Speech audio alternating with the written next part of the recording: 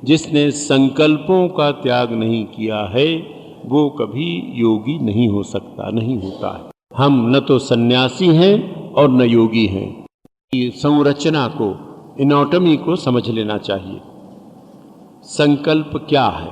सामान्यतः हम उसका व्यवहार करते हैं कि अरे भाई देखो, उस व्यक्ति ने ऐसा संकल्प किया है नवरात्रि में इतने व्रत करेगा, उस बच्चे ने ऐसा संकल्प किया है कि वो कंप्यूटर इंजीनियर बनेगा। हम लोग भी जीवन में बहुत से संकल्प की बात कहते हैं, तो इसकी जो संरचना है, इसकी एनाटॉमी है, उसको जान लेना चाहिए। इच्छा संकल्प नहीं है। आपके हमारे मन में अनंत इच्छाएं उठती रहती हैं, सभी के मन में उठती रहती हैं। कोई भी इच्छा, अच्छी या बुरी जो भी हो, यह इच्छा जब अहंकार से जुड़ जाती है, हमारा अहम जब उसको स्वीकार कर लेता है, इच्छाएं जब संकल्प में जड़ें जमा लेती, इच्छा जब अहंकार में जड़ें जमा लेती है तो इच्छा संकल्प बन जाती है। कैसे बन जाती है? अभी 1-1.5 वर्ष पहले की बात, एक व्यक्ति के घर जाना हुआ। उस समय उन्होंने 4 लाख रुपए की एक नई गाड़ी खरीदी थी। बहुत अच्छी बात है। तो उन्होंने कहा कि महाराज देखिए मैंने गाड़ी खरीदी है, और उनकी इच्छा थी उस गाड़ी में मैं बैठूं, बैठ के थोड़ा घुमाया। थोड़े दिन चले, 1-1.5 साल पहले की बात होगी। फिर उसके बाद अभी कुछ दिन पहले फिर एक फ़ोन आया मेरे पास। तो उन्होंने कहा आप हैं क्या, हम आपसे मिलना चाहते हैं। उन्होंने कहा आइए, आपका स्वागत है। वो आए और एक नई गाड़ी लेकर आए। तो मुझे तो पता नहीं था क्या है। तो जब लौट कर आए तो उन्होंने कहा महाराज ये नई गाड़ी हमने ली है, आप थोड़ा इसमें बैठ जाएं। मैंने कहा मैं तो गया था तुम्हारे घर शायद 1-1.5 साल पहले, या कब साल भर पहले तुमने नई गाड़ी खरीदी थी, तो उसमें तो मैं बैठा था। उसने कहा नहीं महाराज, तब तो वो अभी वो 1.5 साल पुरानी हो गई। अब उनके मन में ऐसा विचार आया, शायद पत्नी ने भी कहा, तो वो गाड़ी खरीदने की फिर से चाचा देखेंगे। तो कदाचित पत्नी या संबंधियों के कहने से उन्होंने ये संकल्प किया कि अच्छा अब एक नई गाड़ी, ये शायद 7-8 लाख रुपए की गाड़ी है, क्या नाम मैं भूल गया, अभी कुछ दिन पहले आए थे। तो अब देखिए, गाड़ी खरीदने की एक सामान्य इच्छा थी। वो इच्छा बहुतों के मन में है, आपके मन में, मेरे मन में हो सकती है, पर उन्होंने उस इच्छा को, सामान्य इच्छा के साथ अपनी इच्छा शक्ति को, व्यक्तिगत इच्छा शक्ति को जोड़ा। मुझे गाड़ी खरीदनी है, ऐसा जब ये विचार मन में आया, ये संकल्प बना। अब इस संकल्प में क्या होता है, अहम जुड़ जाता है कि झोंक देंगे आपको। अरे अगर ये 7 लाख की गाड़ी नहीं मिली तो फिर क्या मतलब है जीवन का, क्या रह गया? वही 4 लाख वाली गाड़ी में चढ़ेंगे? नहीं, इसको जरूर प्राप्त करना है। सामर्थ्य थी, उनकी योग्यताएं थी, जैसे भी किया होगा। मैंने वो नहीं पूछा कि कहाँ से तुमने 7 लाख रुपया लाया और मुझे क्या लेना देना है।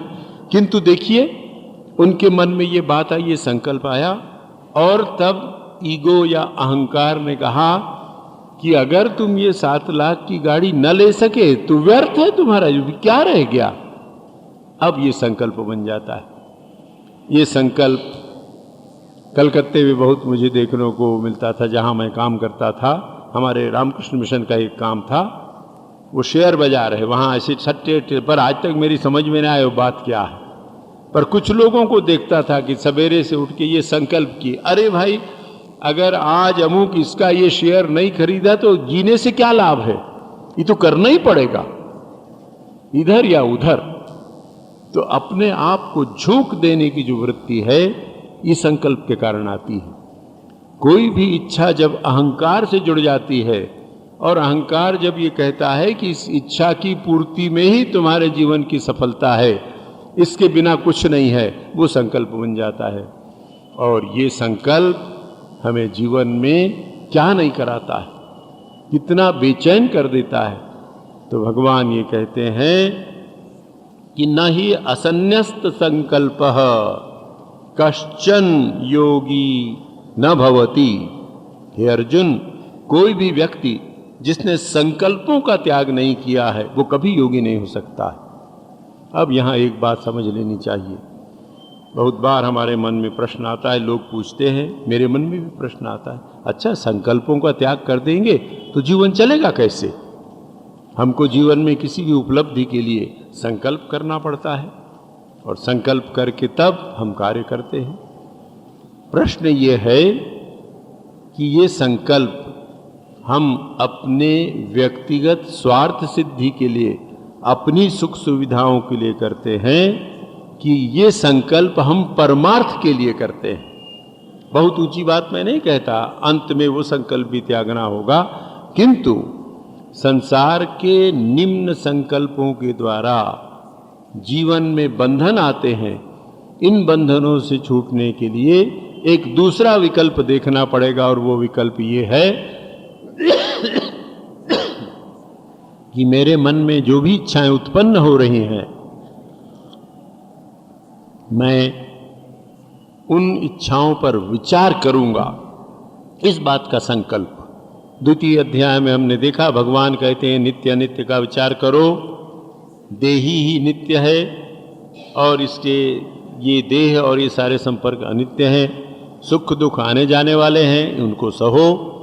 इस प्रकार की जो बातें भगवान ने बताई उस पर विचार करके हम ये संकल्प करेंगे कि मेरे मन में आने वाली प्रत्येक इच्छा का जो मुझे प्रेरित कर रही है, मैं निरीक्षण करूंगा, उसकी एनालिसिस करूंगा, उसका विश्लेषण करूंगा और विश्लेषण करने के पश्चात मैं ये विचार करूंगा कि मेरे आध्यात्मिक जीवन के लिए योग्य है कि नहीं है। यदि योग्य नहीं है तो तत्काल मैं उस इच्छा का त्याग करूंगा। ऐसा संकल्प हम लेंगे कि नहीं, ऐसी अनुचित इच्छाएं, ऐसा अनुचित व्यवहार, अनुचित इच्छा से ही व्यवहार बनता है, तो इन इच्छाओं का त्याग करेंगे। इस संकल्प में दोष नहीं है। परमार्थ जीवन के निर्माण करने के लिए संकल्प लेने में दोष नहीं है, किंतु संसार का सुख प्राप्त करने के लिए, सांसारिक उपलब्धियों के लिए जो संकल्प हम करते हैं, वह संकल्प अनंत होता जाता है, एक के बाद एक, एक के बाद एक। और व्यक्ति जब संकल्प कर लेता है तो जैसे एक जुआरी दांव लगा देता है कि उसके बिना कुछ नहीं हो सकता, जो कुछ है मेरे पास वो सब मैं, युधिष्ठिर ने सब कुछ दांव में लगा दिया। तो केवल जुआ ही जुआ नहीं है, अभी ये चुनाव का अवसर आ रहा है, आप प्रत्यक्ष देख सकते हैं कितने लोग इस संकल्प में पागल हैं। आज ही एक सज्जन ने मुझे फ़ोन किया था कि मैं आपसे मिलना चाहता हूँ, मुझे थोड़ा आप समय दीजिए, कल अभी चुनाव होने वाला है, उसके संबंध में आपसे कुछ। मैंने कहा भाई राजनीति से हमारा कोई संबंध नहीं है, आपका स्वागत है, आप मिलने आए, पर इससे अब वो संकल्पवान है कि हमारे जीवन का सर्वस्व इसी बात पर है, हम चुनाव जीते हैं हारे, जो भी हो, उनका दल हो आदि, वो अच्छा है या बुरा है ये मैं नहीं कह रहा हूँ। मैं आपके सामने ये उदाहरण देना चाहता हूँ कि हमारी इच्छा जब अहंकार से जुड़ जाती है तो वो संकल्प बन जाती है और संकल्प हमसे जीवन में कुछ भी करा लेता है। अब ये लोग दिन रात एक कर देंगे, खाना पीना सोना सब हराम, बस इसी में लगे रहेंगे। वो अच्छा है या बुरा है वो उन पर निर्भर है, जीवन का उनका क्या लक्ष्य है इस पर निर्भर है, किंतु संकल्प इस प्रकार हमको पागल कर सकता है। तो व्यक्ति को, साधक और साधिका को इस संकल्प से बचना चाहिए। तब सन्यास है क्या? हमारे संघ के एक बहुत बड़े साधु थे, बहुत ही प्राचीन, उन्होंने मुझसे एक बार कहा था, वैसे ठाकुर के संतानों की ही बात है कि बेटा देख, सन्यास का तात्पर्य है पूर्ण समर्पण। आज ये बात समझ में मुझे आ रही, आपके लिए मेरे लिए दोनों के लिए। सन्यासी का ये तात्पर्य ये गेरुआधारी ही नहीं, जो भी व्यक्ति संसार में आध्यात्मिक उन्नति करना चाहता है, चाहे गृहस्थ हो, सन्यासी हो, ब्रह्मचारी हो, वानप्रस्थी हो, जो आध्यात्मिक कल्याण करना चाहता है वो सन्यासी है। तो सन्यास का वस्तुतः तात्पर्य है पूर्ण समर्पण, कि प्रभु जो भी तुम कहो उसमें हम राजी हैं, उसमें मेरी रजा है, जिसमें उसमें मुझे मजा है, जिसमें तेरी रजा है। तो ये जो कवि की बात, शायर की बात कि प्रभु जो तुम कर रहे हो उसमें ही मुझे आनंद है, इस प्रकार पूर्ण समर्पण। और जो व्यक्ति इस प्रकार समर्पण करता है वो हार और जीत से ऊपर उठ जाता है। उसके जीवन में असफलता भी आती है तो उस असफलता को वो उसी शांत चित्त से स्वीकार कर लेता है जिस प्रकार की सफलता को उत्साह और आदर से स्वीकार करता है। तो जिसके जीवन में हारने की तैयारी हो, असफल होने की भी तैयारी हो, वही समर्पण कर सकता है कि प्रभु समर्पण ही मेरे जीवन का नियम है, मेरे जीवन का प्रयोजन है। जब तक ये समर्पण की वृत्ति नहीं आएगी संकल्प को छोड़ना कठिन है। इसलिए हमें संकल्प को त्यागने का प्रयत्न करना है। कैसे कर सकेंगे? संकल्प को त्यागने के लिए संकल्प को पहचानना आवश्यक है। हमारे कमरे में अनावश्यक वस्तुएं हैं, उन अनावश्यक वस्तुओं को हटाकर कमरा साफ करना है। तो पहले मुझे मालूम तो हो कौन सी वस्तुएं अनावश्यक हैं। बहुत सी पुस्तकें हमारी लाइब्रेरी में हैं, हम लोग साल में 2 साल में उसको देखते हैं और देख कर करते हैं कि भाई कौन सी ऐसी पुस्तकें हैं अब जिनको हटा देना चाहिए। बहुत पुरानी मैगजीन्स हैं, उनका कोई उपयोग नहीं है। बहुत छोटे छोटे बच्चों की मैगजीन्स हैं, उसका अब कोई उपयोग नहीं है, नई उसके स्थान में आती हैं। तो इन पुरानी पुस्तकों को जो अब उपयोगी नहीं है हम पहचानते हैं, तब तो अलग कर पाते हैं।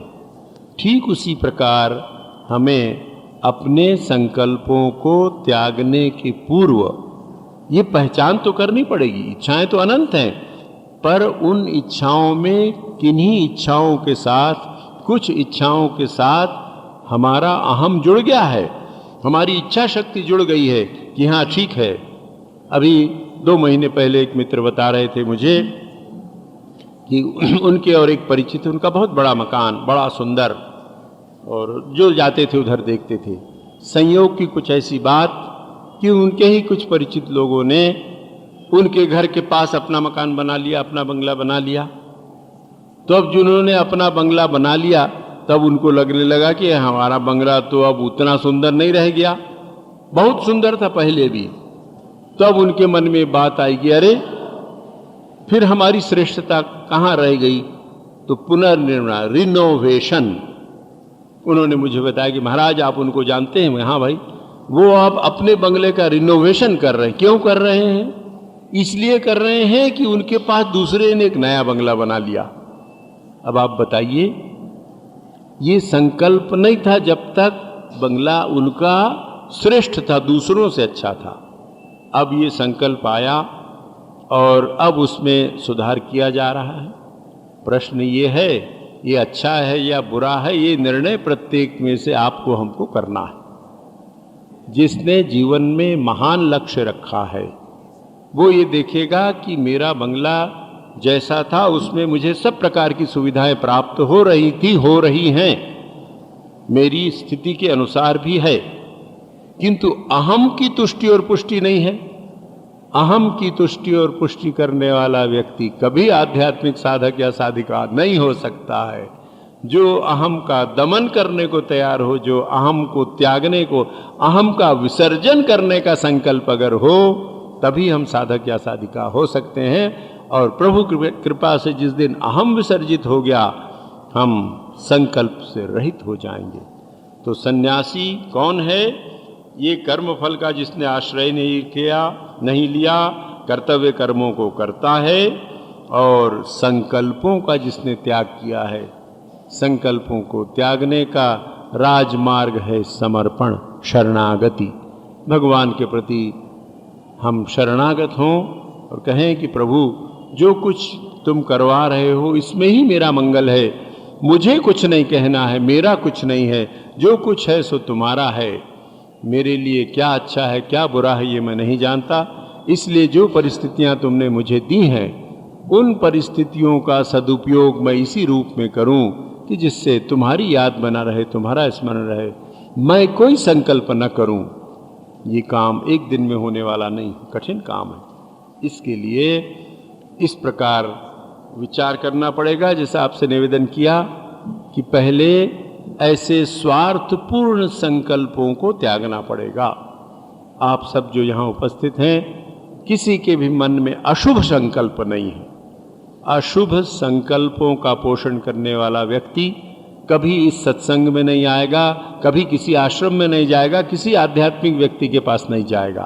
तो ये तो निश्चित है कि आप सबके मन में अशुभ संकल्प नहीं है, तो उससे प्रभु कृपा से हम बच गए हैं। अब जब अशुभ संकल्प हमारे पास नहीं, हमारे मन में नहीं है, किंतु संकल्प तो है, अब इन संकल्पों की भी पहचान करनी पड़ेगी कि यद्यपि अशुभ संकल्प हमारे मन में नहीं है, किंतु जो संकल्प हमारे मन में हैं, उन संकल्पों में भी कुछ ऐसे संकल्प हैं जो आध्यात्मिक जीवन में उतने सहायक न हो कि अच्छा पहले ऐसा कर लूं, बहुत सा धन कमा लूं, परिवार की व्यवस्था कर लूं, सब कुछ ठीक हो जाए, सब बच्चियों का विवाह हो जाए, लड़का नौकरी, उसके लिए भी घर बनवा दूं, बहू के लिए सब कर दूं, पत्नी की सारी व्यवस्था कर दूं और सब काम समाप्त हो जाए, तब भगवान का भजन करूं।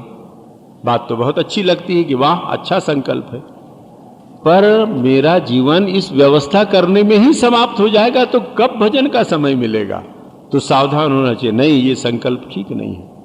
इस संकल्प के साथ ये भी संकल्प जोड़ कर रखूं कि भगवान का भजन भी करूंगा, साधना भी करूंगा और प्रभु की इच्छा होगी तो परिवार की ऐसी व्यवस्था कर दूंगा और जो अभी संभव है वो कर दूं।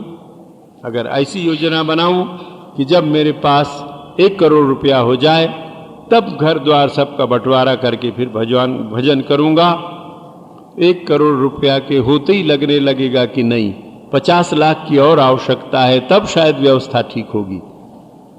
और जिसने आध्यात्मिक जीवन बिताने का संकल्प कर लिया है वही सोचता है आज अभी मैं क्या कर सकता हूँ, किन दायित्वों से मुक्त हो सकता हूँ। इस प्रकार ये प्रत्येक को करना पड़ेगा, आपको, मुझे, सबको अपने संकल्पों की परीक्षा करनी पड़ेगी। अपने संकल्पों की परीक्षा करके उनका विश्लेषण करना पड़ेगा। विश्लेषण करने के पश्चात जो संकल्प आध्यात्मिक जीवन में सहायक है उनको ग्रहण करके, जो सहायक नहीं उनको छोड़ना पड़ेगा। और जिन संकल्पों को हमने ग्रहण किया उसको प्रभु के चरणों में समर्पित करना पड़ेगा कि प्रभु मुझे ऐसा लगता है, पर यदि तुम सोचते हो, तुम्हारी कृपा है कि इसके द्वारा मेरा कल्याण हो तो हो। और उन संकल्पों में यदि हमें कहीं कोई बाधा विघ्न दिख रहे तो हम तो प्रयत्न करें, पर उस संकल्प की पूर्ति की आशा न रखें। उस संकल्प के द्वारा मेरा कल्याण होगा या न होगा ये केवल प्रभु जानते हैं। इसलिए जब हम संकल्पों को प्रभु समर्पित करते हैं तो क्या होता है, तब हम केवल कर्म करते हैं। जो संकल्प हमने प्रभु को समर्पित कर दिया उस संकल्प की पूर्ति के लिए प्रभु ने ही मुझे ऊर्जा और शक्ति दी है, इसलिए मैं पूरी तरह कर्म कर रहा हूं कि वो संकल्प पूर्ण हो। किंतु यदि वो संकल्प पूर्ण नहीं हुआ तो उसमें भी प्रभु तुम्हारी ही इच्छा है, तुम्हारी ही कृपा है, मुझे उसमें कोई दुख नहीं है। इस प्रकार की वृत्ति लेंगे तभी हम इन संकल्पों को त्याग सकेंगे।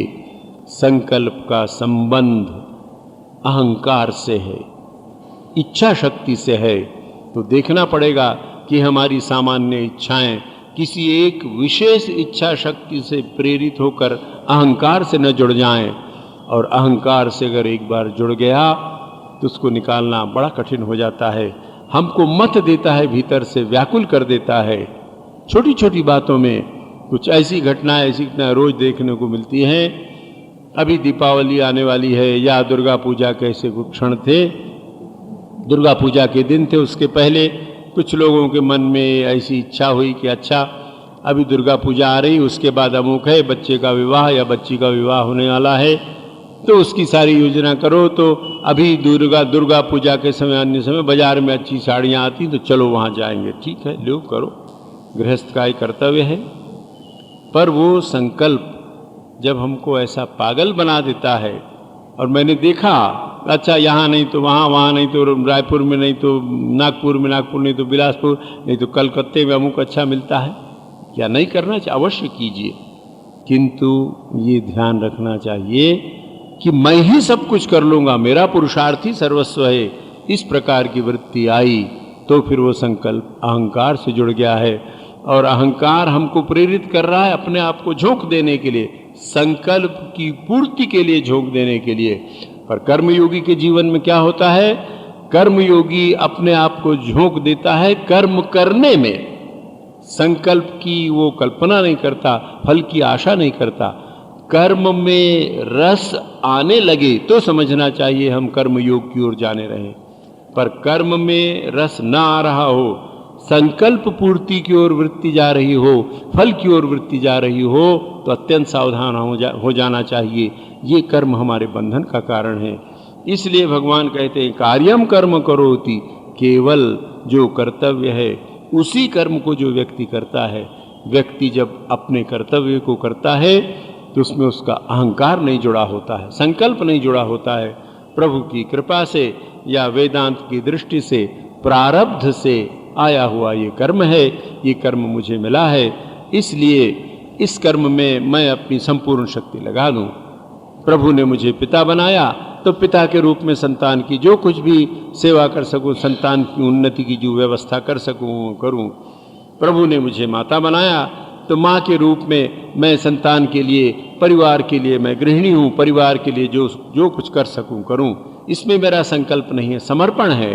प्रभु तुमने मुझे गृहिणी बनाया, तुमने मुझे संतान दी, तुमने मुझे शक्ति दी है, तुम्ही ने इन संतानों को मुझे इसलिए दिया कि मैं उनकी सेवा के द्वारा अपनी चित्त शुद्धि कर लूं। मेरी संतान भी तुम्हारी ही देन है, तो तुम्हारी देन है तो गंगा जल से गंगा की पूजा, तुमने जो संतान दी उसी संतान में प्रभु के दर्शन करके, इष्ट के दर्शन करके उनकी उन्नति का उपाय करना, कार्यम कर्म करोति। पर जब अहम आ जाता है तो फिर वो संकल्प हो जाता है और वो संकल्प हमारे जीवन में दुख का कारण होता है। इसलिए भगवान बार बार ये बात कह रहे हैं। तो ये जो बात आज हमने देखी कि सन्यास और कर्मयोग में कोई अंतर नहीं है। सन्यासी या कर्मयोगी वही व्यक्ति हो सकता है जिसने अपने अहम का विसर्जन कर दिया है, जिसने शरणागति ले ली है, जो ये जानता है कि प्रभु जीवन में जो कुछ भी शुभ अशुभ है तुम्हारी ही कृपा से है, अशुभ भी तुम्हारी कृपा से है, शुभ भी तुम्हारी कृपा से है, मैं तो केवल एक यंत्र मात्र हूँ। इस प्रकार पूर्ण समर्पण में ही सन्यास है, और ये सन्यास गृहस्थ और सन्यासी दोनों के लिए समान है। आप भी साधना की स्थिति में आकर, मेरी बहनें बेटियां भी साधना की स्थिति में आकर उसी प्रकार सन्यासिनियां हैं जिस प्रकार की अन्य शारदा मठ या दूसरी सन्यासिनियां हैं। आप सब लोग भी उसी प्रकार सन्यासी हैं जितने और कर्म त्याग करके सन्यास करने वाले लोग जो उच्च सन्यास की धारणा में हैं। केवल उसका आश्रय लेकर अक्रिय अकर्मण्य रहने वालों की बात मैं नहीं कह रहा हूँ। इसलिए आप गृहस्थ और सन्यासी का भेद मन से निकाल दें। आप हम सब साधक और साधिकाएं हैं। जो साधक या साधिका भगवान के बताए हुए इन नियमों का पालन करेगा, इन शर्तों को पूरा करेगा, वो सन्यासी है, वो योगी है। और वो शर्तें क्या हैं आपके सामने मैंने सविस्तार रखा। अगली बार आगे इस पर विचार होगा, उसका चिंतन करेंगे। अगले रविवार मैं आप लोगों की सेवा में नहीं रह पाऊंगा। बेलूर मठ में हम लोगों का सम्मेलन होता है आश्रम प्रमुखों का, रविवार 18 तारीख को आएगा।